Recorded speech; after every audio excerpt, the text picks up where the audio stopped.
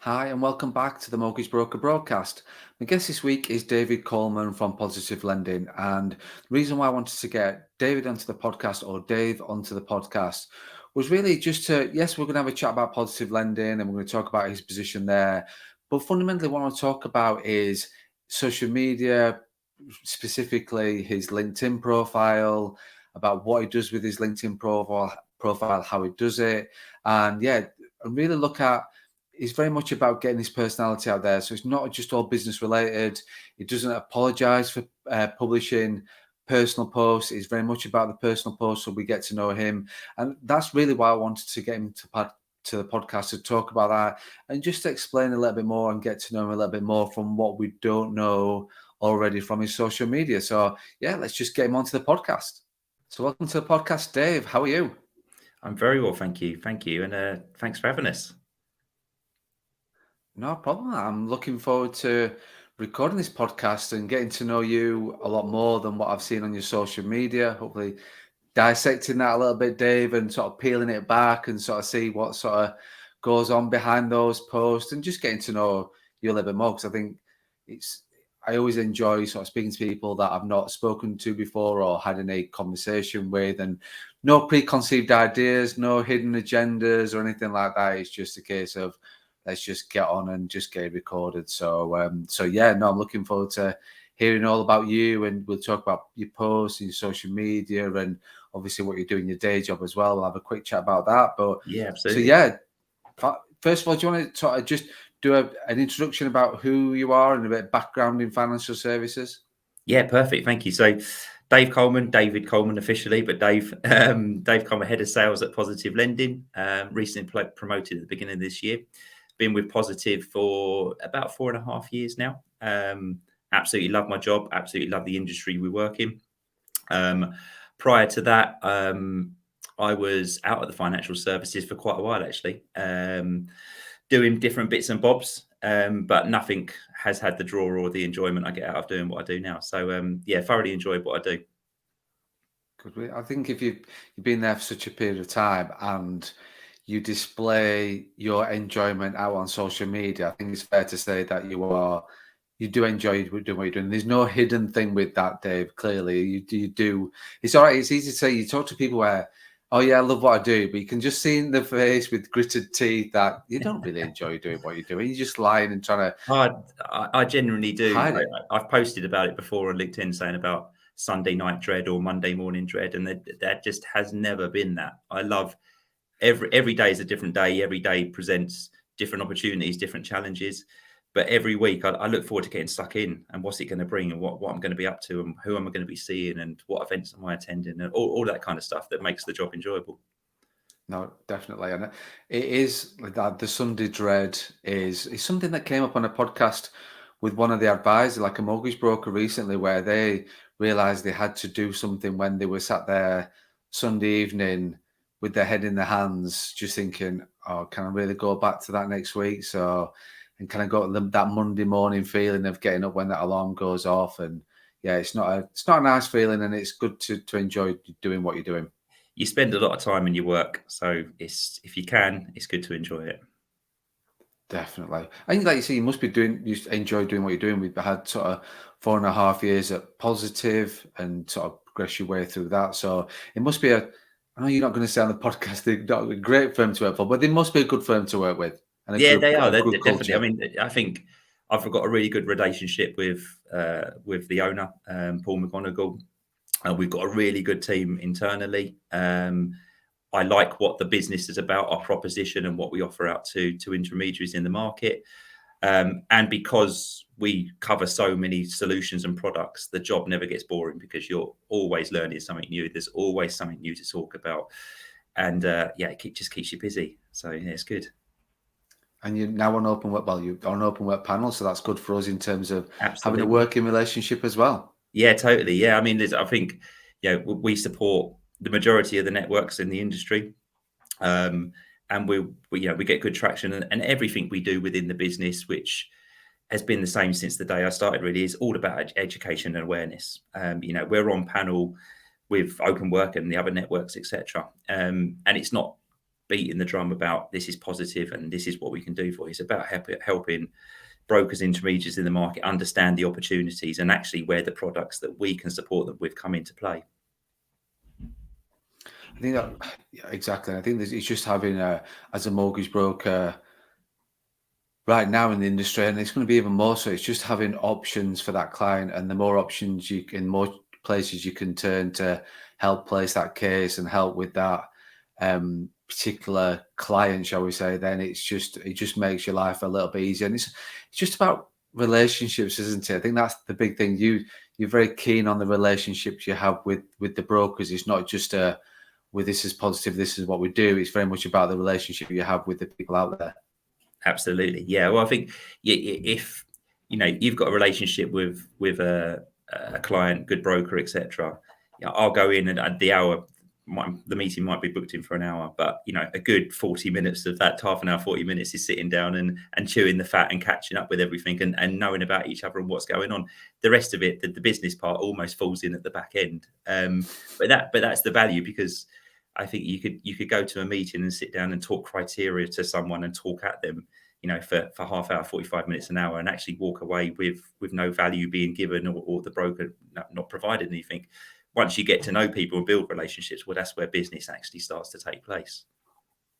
Definitely. I think that's because we're part of Open Work Network, and we used to have the mortgage and protection roadshows, which were sort of, and every broker that's been part of Open Work or is part of Open Work now will remember the couple of years ago before the pandemic, we used to have there were face-to-face, various locations around the UK. Yeah. And there was like a speed dating session going on where the lender, I don't know if you ever part of that, Dave, to be fair, but every lender used to go from there was a big clock on the wall. You got like a minute, I think you got a countdown just to go through the USPs of every lender and then move on to the next table. And there was no relationship building. There was nothing about it. It was just literally a download from a broker point of view of how much free stuff could you get when the wraps in the room outside, and you could see the brokers skimming the tables and filling the bags up, the bags for life with all the water bottles and the pens and the pads and all the rest of it.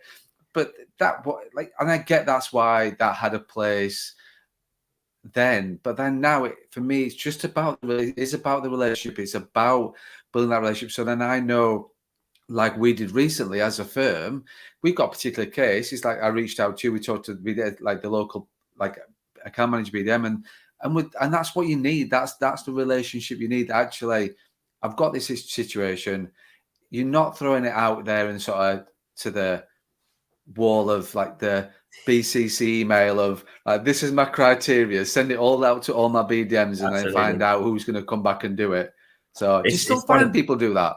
Yeah, absolutely. Yeah, I mean, I'm BC'd or CC'd into email sometimes if someone's whatever, but yeah, you still see that happening. But one of the things I've always loved, and I do love about my job, is being able to go out and visit brokers. And yeah, we've got national coverage. We will jump in the car, and we've got, whether it's myself, our other account manager, or Paul, we'll jump in the car, jump in the train, and go and see brokers. Whether that's one person operating by themselves or whether it's a multi-advisor firm, we'll go and support them. And that's the part I love, because actually that's where you build relationships. That's probably one of the hardest things I felt to deal with when we went into lockdowns, because that was all taken away, and everything was done virtually, which serves its place. But I'll always beat the drum on this. You can never beat the value of a face-to-face meeting, No. and the conversations you have around that, and you get to know the individuals. And that's where relationships are formed. And you're just reading body language as well, aren't you? You can just sort of see when you're seeing the whites of their eyes in the real world. You just it's just easy to build that relationship. I know, like as a business, we used to have quarterly meetings before the pandemic. We then went to virtual and thought, well, do you know what? Yeah, this is easier.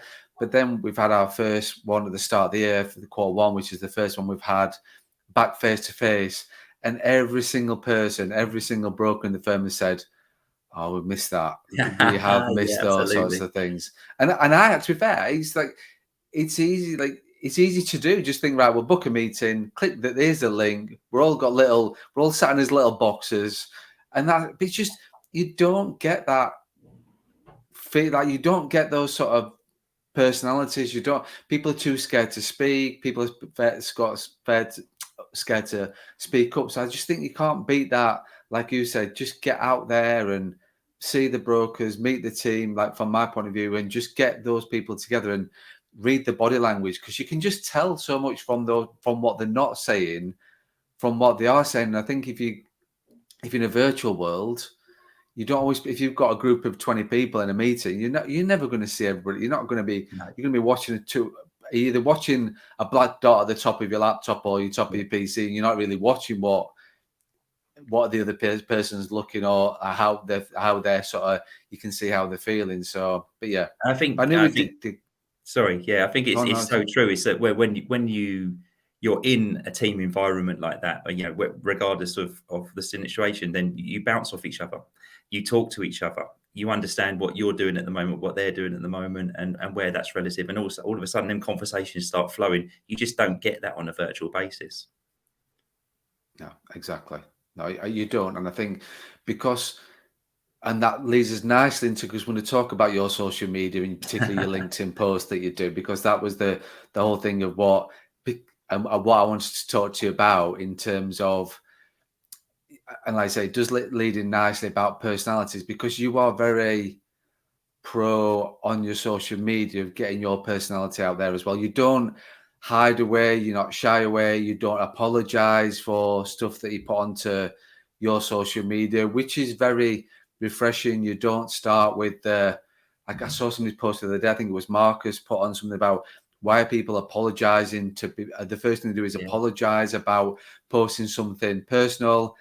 It's fine, it's okay. Like, people want to see your personality, even if it's on a platform such as LinkedIn, which is seen as a business portal, really.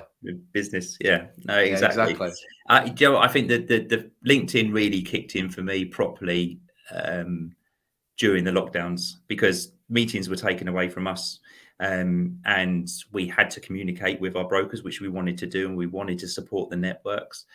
So yeah, and open work is a great example of that, because we became on the panel of open work just as the pandemic hit.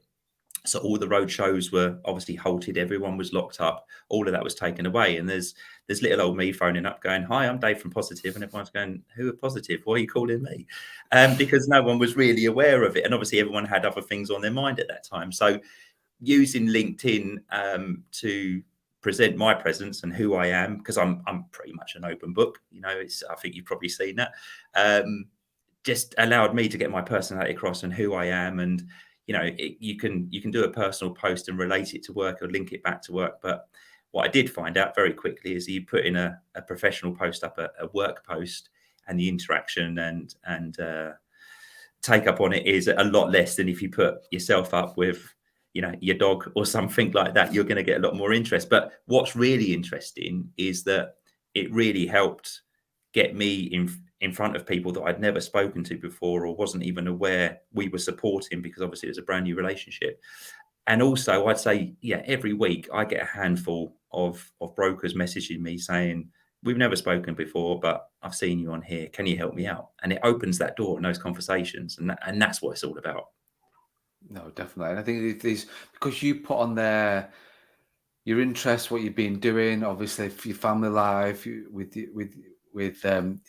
obviously with Gus as well, and your dog on there and things like that. Is you're sort of, so people feel as though they know you already. I think once people feel that, it's like, I talk a lot about brokers getting their personality onto social media, because then people will, if they're doing social media for lead generation, which most people are from a broker point of view, is that it's just getting your personality out there, so customers can relate to you. They feel that they know you already.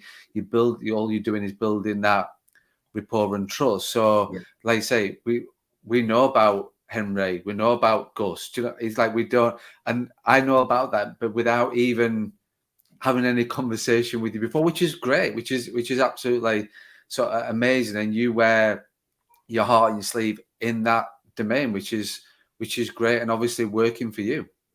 Yeah, absolutely. I mean, look, I'm a fairly open book. I'm extremely proud of Henry as my son. Anyway, I'm literally in love, and And we've got Gus, our dog, who's the most amazing dog as well. It's like, the perfect family unit. But yeah, I think it is it was quite funny when the awards started opening back up at the end of last year. Obviously, everyone was able to get out. I'd be sitting at a table and someone would come over and be like, "Oh, how's your dog?" And I've never met these people, and I'd still be shocked. I'm like, "How do they know?" And then it would take me a second to realize, "Hang on, you idiot, you're posting it everywhere." So, but it's brilliant because that's exactly the purpose of it. I'm comfortable with posting and being as open as I am. And if I don't want to post it, I won't post it. Simple as that. But the crazy thing is that all of the personal stuff just relates back into business and it builds those relationships. And I think where it may take a handful of times in some cases to get to know a client, properly and build a relationship, I've probably narrowed that down to probably one visit because of everything I post about. So they know everything I'm up to and what I'm about.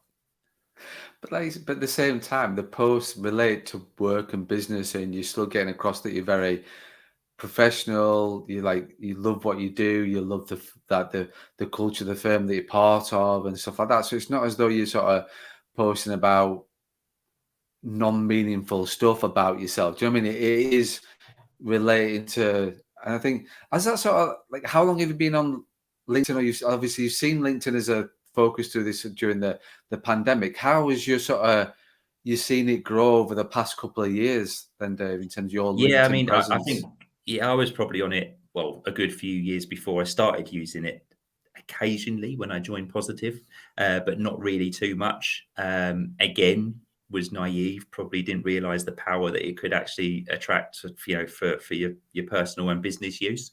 And then it's just grown. And what I do see more of now, definitely within the last 6 to 12 months, is more people putting more personal stuff on there, whether that's a individual broker or broker firms, which is brilliant. That's what it's about. If when you, I suppose from a broker's point of view, if you're dealing with the client wants to understand that they buy into you, they trust you, and putting a little bit of stuff up about your personal life or something that's personal just allows that to happen.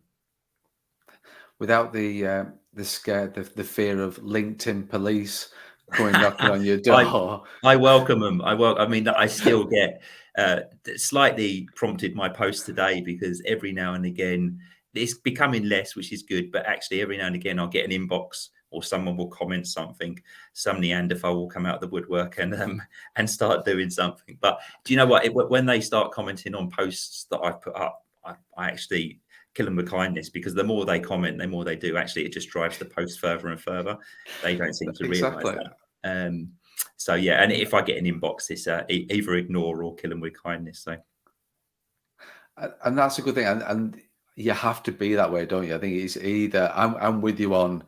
I don't ignore them. I just kill them with kindness. So I've had feedback on the podcast, other things that I've done within the firm, the mortgage business, like I say, podcast, YouTube channel. I've had the trolls and stuff like that, and you just go back. Like, I just sort of smile. It makes me smile. Think, do you know what? Like I just kill them with kindness. The same thing. It's just like, well, thanks very much for listening. Thanks for your yeah, feedback, and and that's about it really. And thanks for taking the time to reach out, because, like you said, they are helping the algorithms and stuff like that to reach out to even more people, and people that sort of wouldn't necessarily you'd be reaching out to at that moment in time. And it just helps build your own brand as well. But yeah, it's you've got to be that, because I think for some people that I've seen, they can get too hung up on they just focus on that one person rather than thinking, actually, I've reached 1,000 people, I've got 100 comments, and then they just focus on that one person that says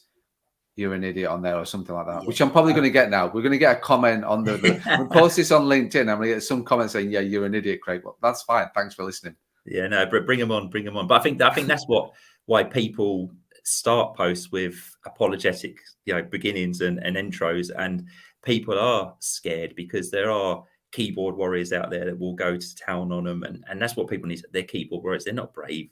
They're not that important, And as long as you're not doing anything that's offensive, and you're not doing anything to upset anyone else, and you're never going to please everyone all the time, so you're always going to upset someone. then just crack on and do it. You know, the people that are not happy about it, are not interested, well, let them be not happy and not interested. They're not your people. Simple as that. Exactly. Why waste time on? It's not something you would do. I wouldn't sort of sit there if I didn't agree with a post. Then I'd just move. I wouldn't. It's not something I would Just scroll actually. by. Yeah. Yeah, you would scroll. I wouldn't sort of. If there was something that somebody posted that I didn't agree with, but then I would be constructive with my feedback in terms of talking about it. Absolutely, because I'm all for. I don't want people to agree with everything that people are doing, and it creates great conversation. I've seen amazing conversations, and what you don't want, it's not conflict, it's just conversations and difference of opinions, and people walk away with like, I've listened to somebody else's, and it's just about talking and communication, whereas some people can just get heads up on the, oh my god, that person has just said such a negative comment about me, I'm not going to do any more. But like you say, or start with, I'm really sorry for doing this. Why Yeah, absolutely. are you sorry for doing it? Don't And do it then. If you're sorry, conversation, don't do it. yeah, it's a social media platform. Conversation is great. I know you don't have to agree with everything all the time and with everyone all the time. If we did, the world would be a very boring place.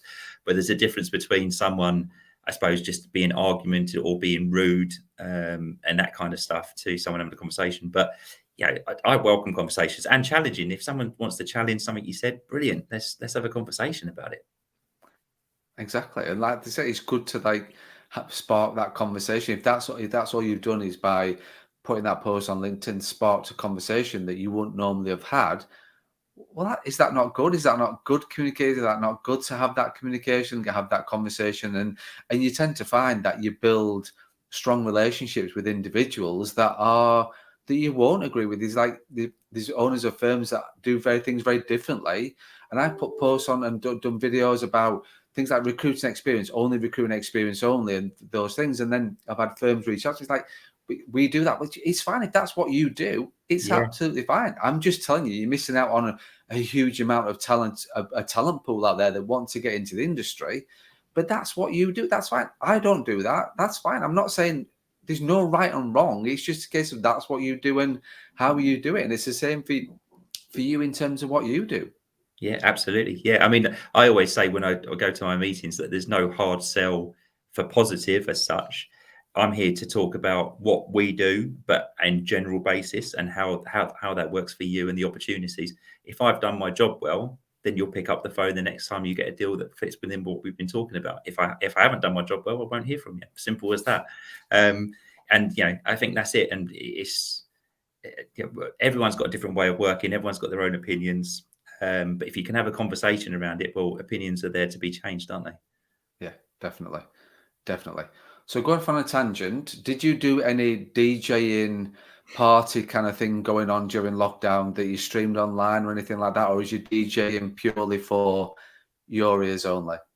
No, there was a lot of my ears only, but there was a few live streams which went out. So I actually run a party in London, a co-run a party in London, Right. and surrounding areas, which obviously was all shut down because of everything that's going on.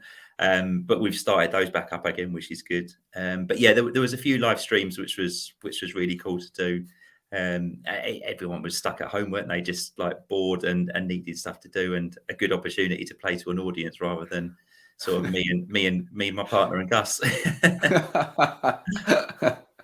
Yeah, the thing is, Gus can't get away, can he? He's got no chance of sort of No, running away from it. So, that's it. uh, so, so you were the what was the guy called? Joe Wicks of the DJing world. Then you were sort of got all the. Yeah, I'm not so sure I was quite his level, but yeah, there was a few bits going on. Kept us entertained anyway. Exactly. So when you look at, I'm sort of like keen to understand sort of you've been at Positive for sort of 4.5 years. What have you sort of seen change within the broking world over that sort of period of time? Because we've got quite a lot of brokers that are new to broking, that are thinking about getting into broking. What's sort of been your sort of, because the business, the industry has had to adapt in quite a big way. What sort of big things have you sort of seen, Dave? I think everything that goes on in the mainstream world as such, whether that's good, bad, directs into the sort of offerings and products that we can do. So, again, you given a good example there. There's the the industry is very buoyant. There's a lot of new entries, not new brokers coming in and thinking, right, this is right. And there's a lot of business out there for everyone to get hold of, which is brilliant. So we do things such as, educational classes for people that are literally just entry level into the broker world. And then we do other things which are more complex to understand, development deals and bridging deals in the background and stuff like that. But what we see is that the trends come in. So with the stamp duty incentive, for example, obviously bridging just went berserk, and we've done a hell of a lot of bridging because clients needed to act quickly and get finance quickly and so on. And there was a few other scenarios where, furlough and things like that affected clients' ability to obtain traditional mortgage. So actually, a bridging loan may have been used as a stopgap for that until they were in a position to exit onto a mortgage. If you look at the situation now, that the second charge market has really spiked, and we've seen that over the last 3 months. I mean, at the moment, the guys in the office yesterday were working way past what they should be doing to complete all the applications they've received yesterday. So the market in that area is big. It's only going to keep on growing because of what's going on in the main world with affordability, with reduced LTVs, and and all those kind of stuff. And there's going to be a lot of debt con this year. There's going to be, I still don't think we've seen the full fallout from furlough, and how that's actually affected clients and their affordability, their income, their status. So all of that falls into that market. So I think, whatever's going on in the mainstream world kind of always diverts or directs itself in one way or another into what we do. I totally agree with you. I think we've sort of noticed that second charges is a big thing. I think that we can only see that going one way during the next 12 months and even further than that, to be honest with you, and the way that the market is. But that's the thing with, like, when you talk there about, we've seen a massive amount of brokers coming into the industry. I've seen a massive amount of new brokers thinking, I've got my CMAT 1 or my full CMAT clenched in my hand. I want to become a broker. They go on to they join a firm, they join a network, they go on the induction program, they go through the initial training. Everyone's a first-time buyer. Everyone's got 15% deposit. Everybody's not got any credit issues or anything like that. It's pretty much standard stuff. Then they get thrown into the real broker world, and then it's then talking to the likes of yourself, thinking, well, what is bridging? How does that work? What is understand? There's just a mass amount of continued learning because they're not prepared for actually what a broker world is like. And that's the beauty of broking world. It is about getting this client that's a jigsaw piece of a jigsaw. Absolutely. And finding actually where it can go. That's your job. Open work was a great example. I mean, our mortgage desk has grown exponentially over the last 12 months. And over 70, I think it was 74% was the stat last year of new mortgage inquiries had an element of adverse in them. So it means that the high street weren't able to help them, weren't able to place them. And, mortgage brokers, whether new or well-versed, were needing options and homes for these mortgage clients. So it just shows how much of that business is out there, and actually how much the last 2 years has affected clients, with their credit and adverse and bits like that. And with the mainstream world able to facilitate a certain amount of clients, but actually if it doesn't fit the tick box, then it doesn't fit. That's where we come into play to support those kind of clients.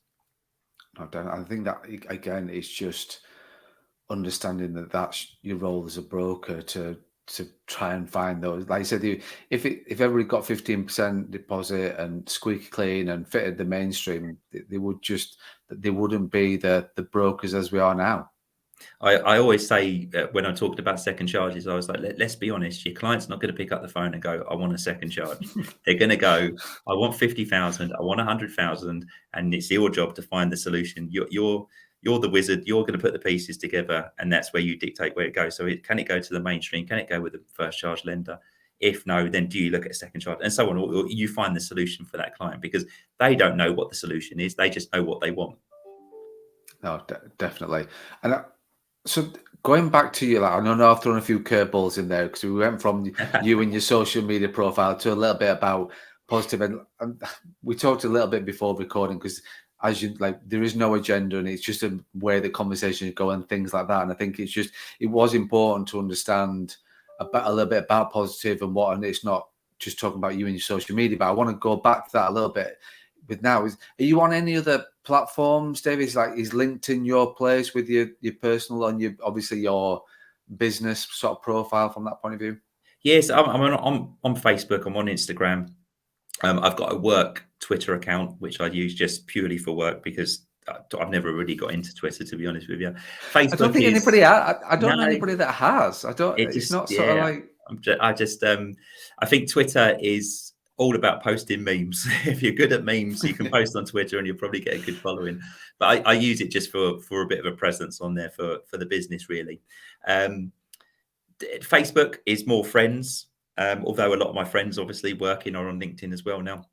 And Instagram is just photos, isn't it? Really, so the update of photos and bits and bobs. I suppose Facebook has dropped off a fair bit over the last few years. I post occasionally on there. Instagram, Right. I like doing when there's sort of I suppose a memorable moment or something like that, which is really what it's for, isn't it? Really for photos and stuff like that. But they've taken a bit of a back step. To be fair, LinkedIn is almost like a second job because if you've got a good post that takes off, you spend another day responding and interacting with everyone, plus doing your job. That's the problem. It's just that then, like, if you do, because I feel as though then you, like, I don't know how you're managing it, but I'm interested to hear how you are managing because I think a lot of brokers will want to hear that. But because like I have like when I fire my machine up in the morning, I have like loads of tabs on my Google Chrome or various things. LinkedIn's one of them that opens up, and obviously you get, and it's sat there at the side of me, and like my Google Chrome's open, and you can lose so much time on LinkedIn because then you put a post on, like I post every single day, whether like the funny thing is I'm not totally opposite to you, but it's not LinkedIn is I don't think I've ever done a personal post on LinkedIn. I don't, to be fair, I've done, mine's very much always been about, and that's just where that's not saying that you're right, I'm wrong, and I am wrong, to be fair, on that. Something, it's just not something I've ever done. So I think if I started to put personal stuff on there, people are like, oh, hang on a minute, Craig, what are you like posting about like your dog for and about your son? Like, do you know what I mean? It's sort of like it's not. I think it would go and get, it'd be damaged. Like, I don't know. Like you'd be like, oh, I'm not sure about that. Whereas for like yourself, it's something that you've sort of always sort of done and always been used to doing. But in terms of managing your time, like I've tried to like limit myself, think, right, I'm opening up in the morning, I'm posting something, I'll look at sometime lunchtime is she thinking, right, respond to people, because I don't want to, if people have taken the time to comment on my post or give feedback or do something, I don't want to look ignorant by ignoring them. You've got to reply to the idea is, and my thought is, you've got to reply to good or bad, and we've talked about the trolls and the keyboard warriors. You've still got to reply to everybody, and it just takes so much time, doesn't it? It does take time. I mean, I tend to try and do a post in the morning if I can and get the time to do it, and then I kind of just switch off from LinkedIn. Maybe check it every now and again if I'm having a coffee break or a bit of lunch or whatever. And if something's done well, then I'll kind of leave that until later in the day to go back and communicate and interact with everyone. Because otherwise, I'll end up losing an hour or 2 hours of my day. And at the moment, I know every broker in the land is busy. We're all ridiculously busy, and there just isn't the time to be doing it. So yeah, I need to focus on doing what I need to do in the day, and then get a little bit of time out in the evening. Although my partner isn't the best happy with that, because she's like, "You've had all day to do this, and then I'm doing this in the evening." But so yeah, but needs must. Oh, exactly. So how often are you posting on LinkedIn? I tend to do every day. There's been some times where Henry's had us up at 3 o'clock in the morning. And I'm like, right, my brain cells just aren't working at the moment. Nothing's coming out. So the creative juices disappear. So that, yeah, occasionally I'll have a day off, but I like posting every day. There's always something to post about or do something. What I try to do is make it relevant about something that's important in my life or to business, to the company, or what's going on in the market, whether that's a direct or it leads into it. Try and do something like that rather than just posting sort of, here's a tree. This is all I've got today. See you later. But again, I like, there'll probably be some food. Well, if I cook well, there'll probably be some food posts on a Friday or Saturday, because we're going to have a little stay at home date night. Right. and cook up some nice food. Hopefully it all goes well and I don't burn the kitchen down. So there'll probably be something on that, but that will be all relative to the weeks at the moment. The month is absolutely flying by because it is just so busy, and I love being busy. It's what we get out of bed for and want to do. If we're busy, then there's business. But we're looking forward to sort of Friday night switching off, chilling out, having some nice food, good bottle of wine. So I'm sure I'll make that into something for LinkedIn. Definitely. I think one of your biggest ones, one of the most successful ones, and you correct me if I'm wrong on this, but I looked at the responses and the reactions was, and this is my idea of hell, is the picture 3 weeks ago of you, whether you were opening up a present or opening up something, and it's a Lego Titanic. It like said, you're just like there with, is it just me where he was? And thought to myself, to be fair, Dave, yeah, that is not. I wouldn't never in a million years sit down and think, do you know what? The joy on your face, that with that thing, thinking, oh my god. Yeah, I mean, I love collecting Lego, and I like the big sets because that's what I like collecting. At Christmas, I got that as a gift, and it was a real surprise. It like genuinely wasn't expected. So, but yeah, I've had so many people message me and comment and all nice stuff, but say like, I don't know how you do that. I'd be throwing the pieces across the room because I haven't got the patience. For me, it's the complete opposite. I literally will shut the door, empty the pieces, pour myself a whiskey and sit there and immerse myself into that build and literally switch off. I love it. I can't get enough of it. It's brilliant. But it's so funny because there's the amount of people that have got in contact and said, oh, you're into Lego too. And you just never know these things about, No, you don't. yeah, whatever. And it was the same when I've done DJing or music related posts. And people get in contact and go, do you remember this DJ? Do you remember that song and stuff like that? And you just would never have thought or known that person was into, the same stuff as you're into. So, but again, that's the power of social media, right? Exactly. And that's the beauty of, like you said, you posting stuff on the platform that is about you, and it's okay not to. It's okay. Well, it's okay to post personal stuff on there because obviously you've got a massive reaction, all positive stuff about, and it stuck in my mind when I saw that.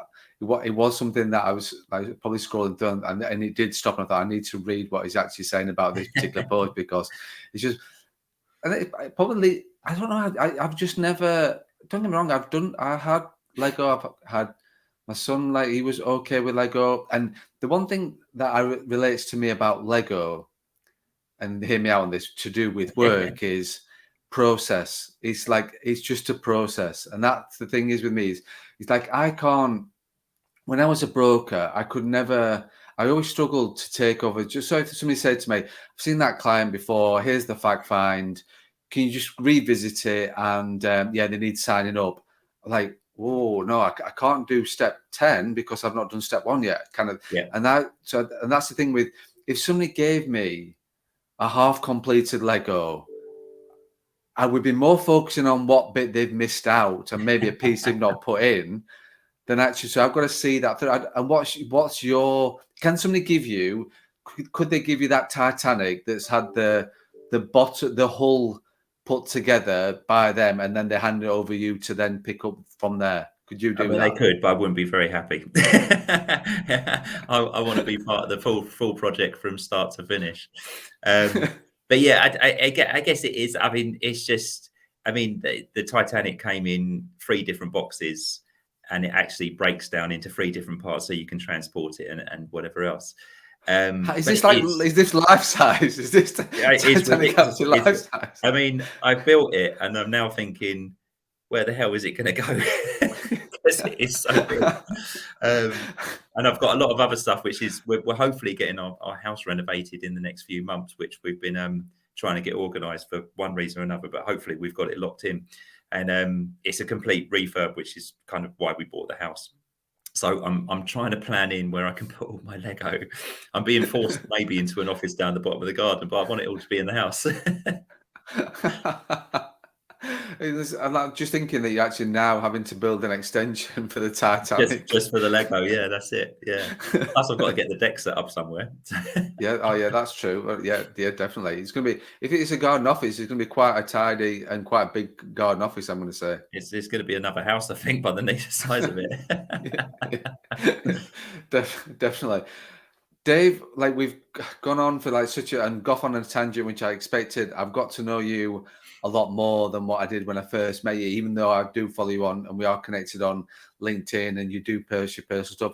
If there's anything that we've not talked about, anything that we've missed off, or anything you really wanted to get out there to into the world. No, do you know what? It's been brilliant. It's been brilliant just talking, no agenda. I love that. It's brilliant. It's all relative to what we do and the day to day lives we're living. No, so thank you very much for the invite. No, thank you for agreeing to be a guest and being a great guest and just really being very open and honest, which I expected anyway. I get that's the kind of person you are. I'm that very much that person of heart on the sleeve. There's no hidden agenda, and that's what he's and that's why I was genuinely looking forward to.